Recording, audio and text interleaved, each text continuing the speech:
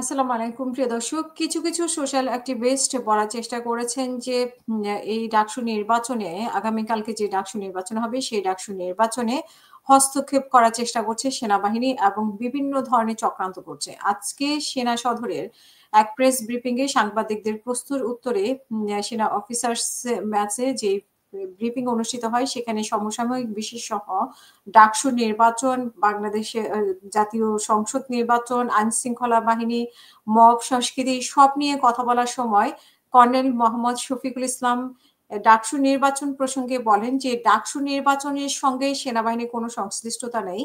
এর আগেও সংবাদ মাধ্যমে এই বিষয়ে স্পষ্টভাবে জানানো হয়েছে। তবুও কিছু স্বার্থান্বেষী মহল বিভিন্ন মাধ্যমে কিছু প্রোপাগান্ডা ছড়ানোর চেষ্টা করছে। তবে এগুলো করে তারা খুব একটা সুবিধা করতে পারবে না বলে তিনি বলেছেন।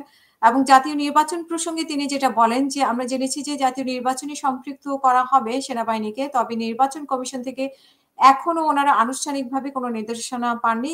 কিন্তু সামনে নির্বাচন নিয়ে আমাদের মধ্যে একটা প্রস্তুতি রয়েছে সেটা জানিয়েছেন এবং নির্বাচন কমিশন থেকে আমাদের যে দায়িত্ব দেওয়া হবে সেই দায়িত্ব অনুযায়ী পেশাদারিত্বের সাথে কাজ করবেন এটা বলেছেন এবং আইনশৃঙ্খলা বাহিনীর প্রস্তুতি নিয়ে যেটা বলেছেন যে নির্বাচন সামনে রেখে বিভিন্ন আইনশৃঙ্খলা বাহিনী বিশেষ অভিযান পরিচালনা করছে এবং ৮০% এর বেশি অস্ত্র উদ্ধার করা হয়েছে, হারানো অস্ত্র। এখনো ২০% পাওয়া যায়নি। সেগুলো যত দ্রুত সম্ভব সময়ের মধ্যে উদ্ধারের অভিযান চলছে এবং বলছেন যে এইসব কার্যক্রম একটি সুষ্ঠু, নিরপেক্ষ, গ্রহণযোগ্য নির্বাচনে সহায়তা করবে। মব এবং উচ্ছৃঙ্খল জনতার ব্যাপারে তিনি যেটা বলেছেন যে, মবের ক্ষেত্রে আমাদের জিরো টলারেন্স। যেখানে মব হয়েছে সঙ্গে সেনাবাহিনী গিয়ে সেখানে পরিস্থিতি নিয়ন্ত্রণে এনেছে। কয়েকটি জায়গায় সেখানে যেতে দেরি হয়েছে। সেখানে তথ্যদাতারা তথ্য দিতে দেরি করেছেন।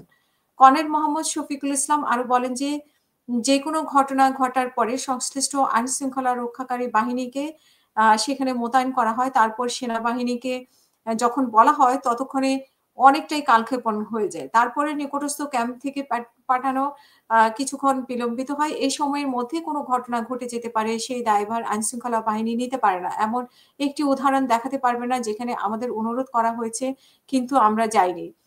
অথচ সেনাবাহিনীর সামনে মব হয়েছে কিন্তু অ্যাকশন নেয়নি। এরকম কোনো উদাহরণ দেখাতে পারবেন না বলে উনি বলেছেন।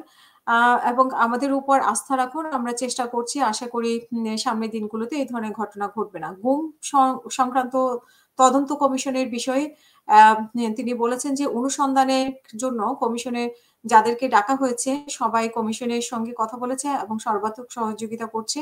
এখনো সহযোগিতা করে যাচ্ছে এবং ভবিষ্যতে কোনো সহযোগিতা দরকার হলে সেনাবাহিনী সেটাও করে যাবে। এর বাইরে কিছু শুনে থাকলে সেটা গুজব। আওয়ামী লীগের ঝটিকা মিছিল নিয়ে তিনি বলেন যে, যদি কোনো দলের একটি মিছিলগুলো তাদের নিষেধাজ্ঞা করা থাকে তাহলে আইনশৃঙ্খলা রক্ষা বাহিনী অবশ্যই তা খতিয়ে দেখবে এবং যথাযথ ব্যবস্থা নেবে। সেনাবাহিনী নিয়ে অবসরপ্রাপ্ত কিছু কর্মকর্তার বিভিন্ন বক্তব্য প্রসঙ্গে গণমাধ্যম কর্মীদের উদ্দেশ্যে তিনি বলেন যে, সামাজিক মাধ্যমে যেই আ উম মাধ্যমকে কতটুকু বস্তুনিষ্ঠ সংবাদ প্রচার করছে সেটার বস্তুনিষ্ঠতার বিচারের অনুরোধ করছি। এবং আরো অন্যান্য বিষয়ে তিনি কথা বলেছেন। প্রিয় দর্শক আজকে এই পর্যন্তই। পরবর্তী সংবাদ দেখার আমন্ত্রণ জানিয়ে এখানেই শেষ করব। সবাই ভালো থাকবেন, সুস্থ থাকবেন। আল্লাহ হাফেজ। আসসালামু আলাইকুম।